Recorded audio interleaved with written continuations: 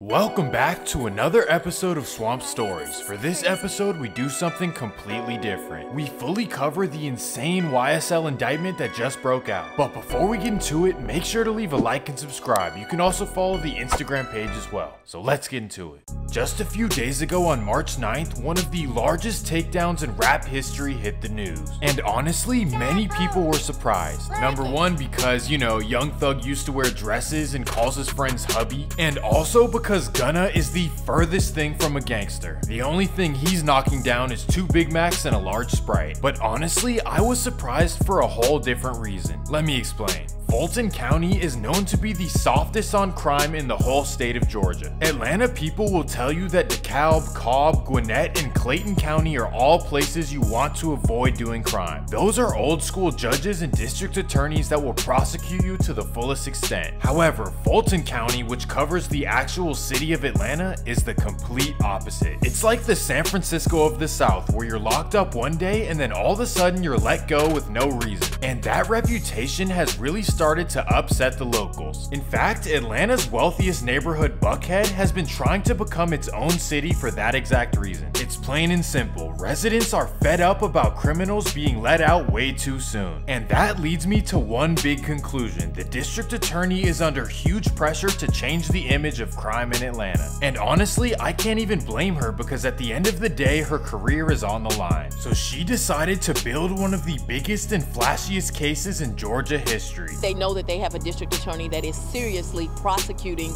gangs and criminals, and that we are sending people to jail for life and not batting an eye about it. First of all, what is a RICO? Well, it's actually a made-up charge that began in 1970. It all started when the government got fed up with guys like John Gotti. That's because for years, they could never actually prove that he did anything. So that's when they made the new law, allowing for people to be charged simply for being at the head of an organization that commits crimes. Some people feel differently about whether this should be legal or not, but either way, it is what it is, and plenty of people get serious time for it. But before we get into the video, let me explain a big misconception that I've been seeing online. Everyone is saying that this is a federal RICO case and they have a 99% chance of being convicted. Wrong and wrong. This is a local state-led RICO indictment, which is much less powerful. The state usually throws a ton of charges, many of which they can't prove. They do this so that you get scared and end up settling for a lesser charge. And secondly, in the state of Georgia, if this is taken to trial, all 12 jurors have to unanimously decide that they are guilty without a reasonable doubt. Now, let me point out the obvious. Atlanta is an extremely prideful city in multiple ways. Just kidding, but Young Thug and Gunna are Atlanta icons, and the chances of at least one of the jurors being a fan is very high. So that was me playing devil's advocate, but now let me break down everything that's happened. But before we get into it, let me run the intro.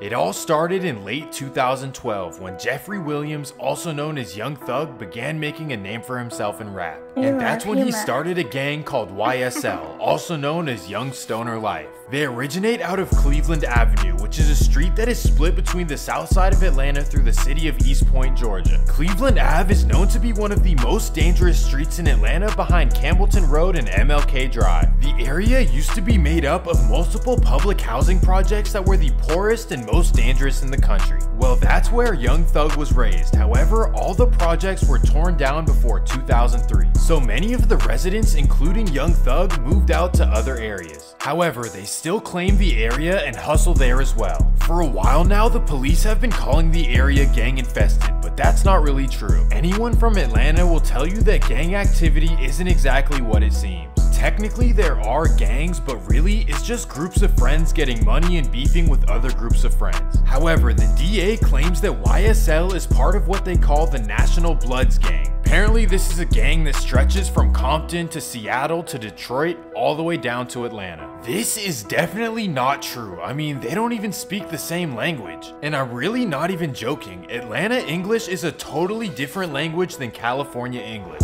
Well, locally, the DA alleges that they associate with 2 gangs, SMM and 30 Deep.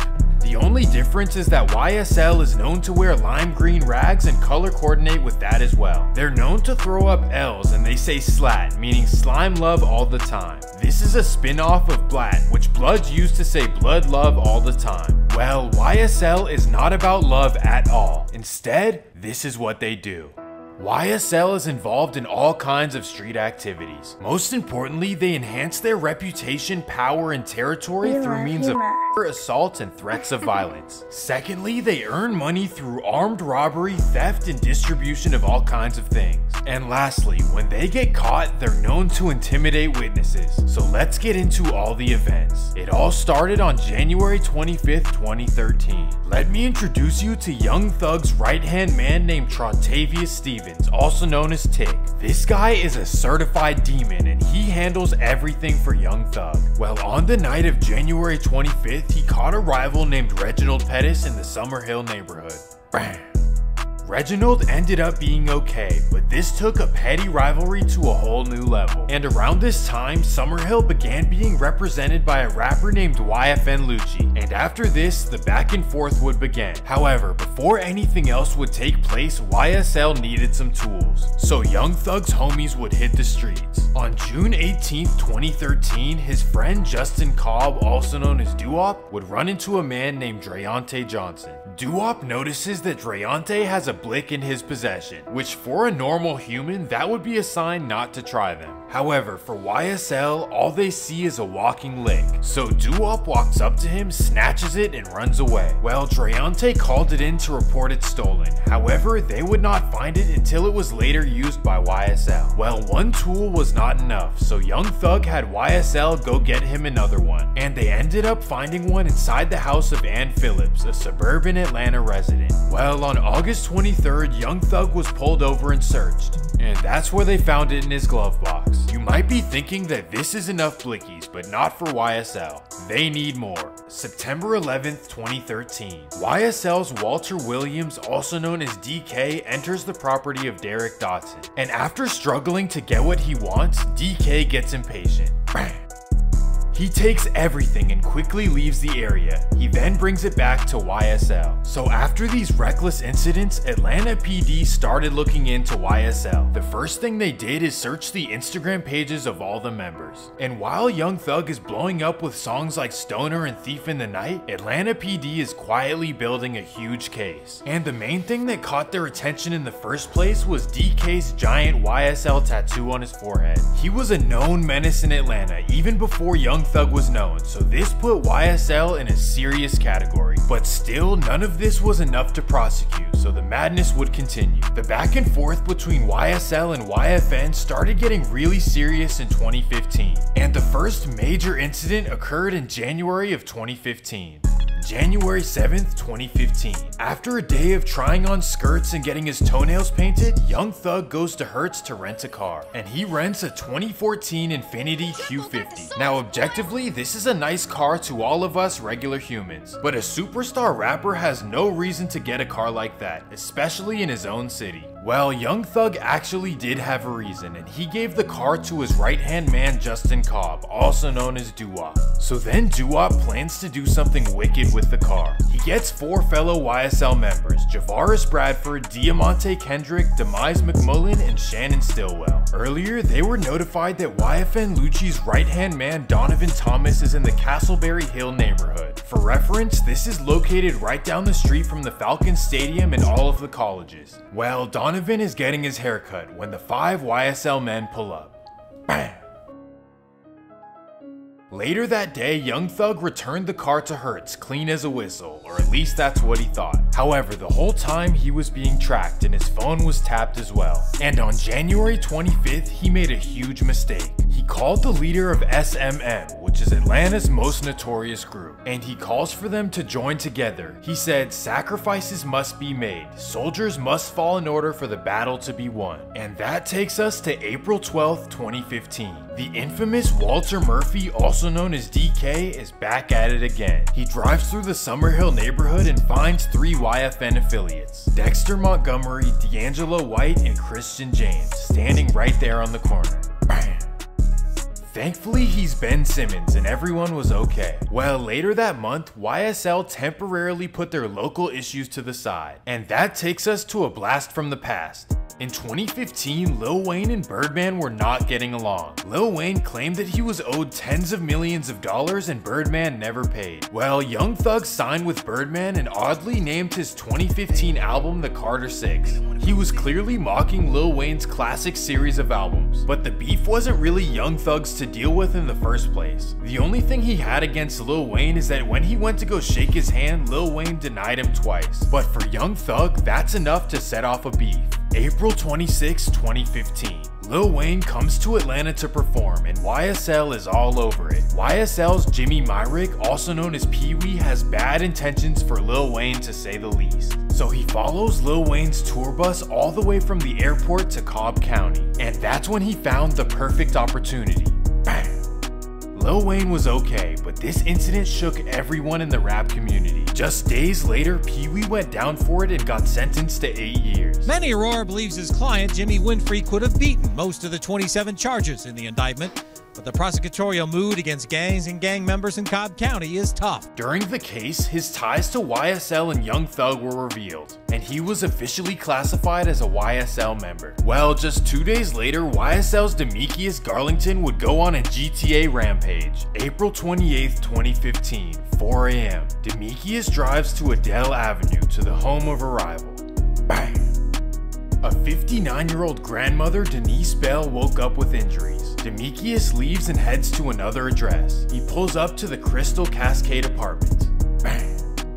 A 25-year-old woman named Carlisa Kirkpatrick woke up with injuries. Well, you'd think that YSL would have shame and guilt, but nope. 4 days later, he posted to Instagram bragging about it. And the recklessness would continue for YSL. July 7th, 2015.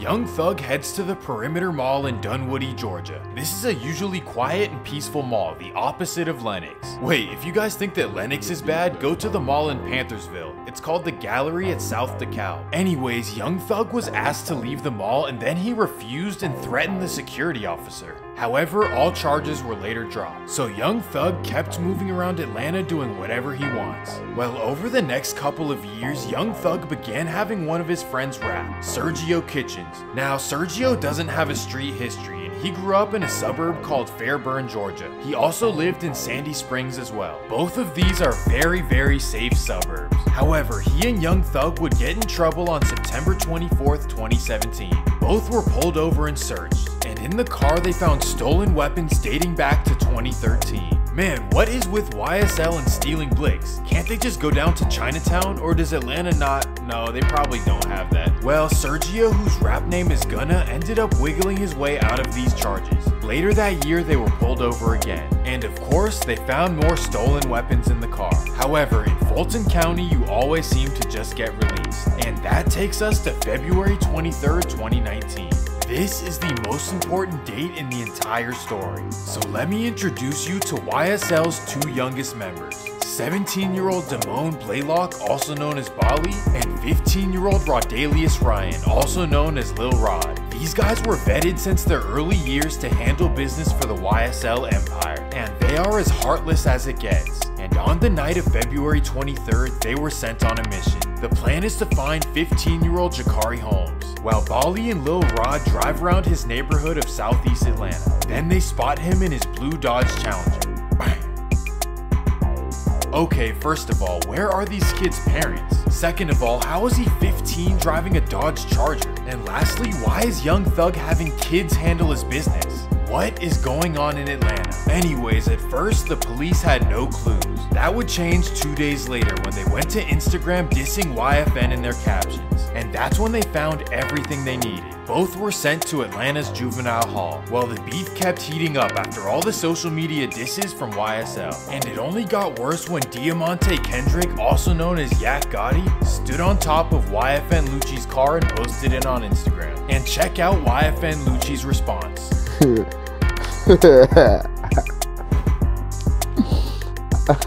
And Atlanta police was having a field day. They just kept scrolling through the profiles and screenshotting everything they can. So let's fast forward. YFN Lucci ends up going down, but that doesn't mean that YSL is done with him. So that's when Young Thug orders a major hit. He contacts the infamous Demikion Garlington. And for those who don't remember, this is the guy who loves destroying plywood on grandmothers' homes. February 9th, 2022. Demikion pokes up YFN Lucci multiple times on the yard. Well, for the time being, YFN Lucci stayed solid and Demikion was later released. But this is really bad news because Demikion on the streets is a recipe for disaster. And he didn't waste any time. March 14th, 2022. A 23-year-old YFN member, Shimel Drinks, is sitting in his car under the I-20 overpass. Somehow the infamous Demikion gets his location and pulls up. Bam! And this was the final straw for Atlanta police. Although the official indictment only shows about 6 to 7 bodies, the prosecution says that they can prove 50 more. Yes, you heard that correctly. 50 bodies, all administered by a 140-pound dude who wears skirts and paints his nails. So boom, let's talk about this. The internet says that Young Thug is worth $8 million.